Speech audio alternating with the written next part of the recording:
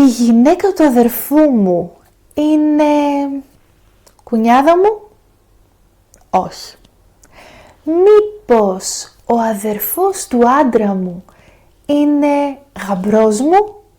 Όχι.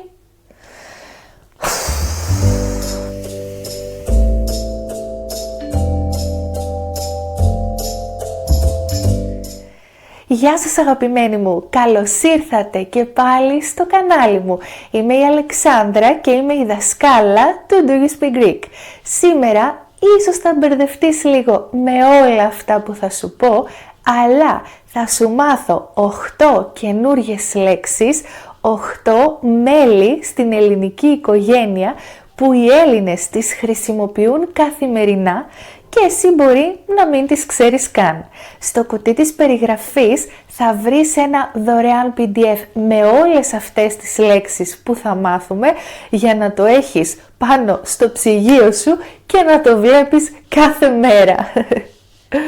Επίσης, κάνε ένα like σε αυτό το βίντεο και εγγραφή στο κανάλι μου γιατί ανεβάζω καινούριο μάθημα κάθε Δευτέρα και πάμε να ξεκινήσουμε.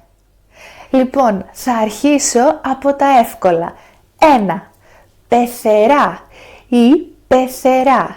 Λοιπόν, η πεθερά είναι η μητέρα του άντρα μου ή της γυναίκας μου.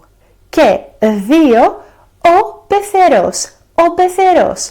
Ο πεθερός λοιπόν είναι ο πατέρας του άντρα ή της γυναίκας μου. Και πάμε στο 3 που είναι η νύφη. Κανονικά η νύφη είναι η κοπέλα που παντρεύεται, αλλά στην Ελλάδα μπορεί να σημαίνει τη γυναίκα του γιού μου, αλλά και τη γυναίκα του αδερφού μου. Ενδιαφέρον, έτσι. Και 4 είναι ο γαμπρός. Ο γαμπρός επίσης είναι ο άντρας που παντρεύεται, αλλά μπορεί να σημαίνει τον άντρα της κόρης μου ή τον άντρα της αδερφής μου. Και πάμε στο 5 που είναι η κουνιάδα. Η κουνιάδα τώρα είναι η αδερφή του άντρα μου ή η αδερφή της γυναίκας μου. Και 6 ο κουνιάδος. Ο κουνιάδος είναι ο αδερφός του άντρα μου ή ο αδερφός της γυναίκας μου. Εντάξει ως εδώ? Λοιπόν, και τώρα πάω στα 2 τελευταία που νομίζω ότι είναι και τα πιο δύσκολα γιατί μέχρι και εγώ χρειάστηκα το λεξικό. Λοιπόν, 7 λοιπόν είναι η συνυφάδα. Η συνυφάδα. Η συνυφάδα λοιπόν είναι η γυναίκα του αδερφού του άντρα μου. Και το τελευταίο, ο σύγαμπρος. Ο σύγαμπρος ή αλλιώς όπως το λέμε λαϊκά ο μπατζανάκης που είναι ο άντρας της αδερφής της γυναίκας μου. Ελπίζω να μην μπερδεύτηκες και πάρα πολύ. Γράψε μου κάτω στα σχόλια αν υπάρχουν αυτές οι λέξεις στη γλώσσα σου και αν εσύ έχεις στην οικογένειά σου κάποιο από όλα αυτά τα μέλη.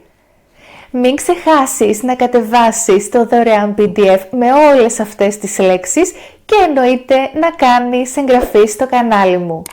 Επίσης, ακολούθησέ με στα social media και αν θέλεις να βελτιώσεις τον τρόπο που μιλάς ελληνικά, έλα στα online conversational group meetings μου που είναι κάθε Σάββατο στις 7:30. Θα βρεις το link στην περιγραφή. Εμείς τα λέμε στο επόμενο μάθημα την επόμενη Δευτέρα. Φιλιά!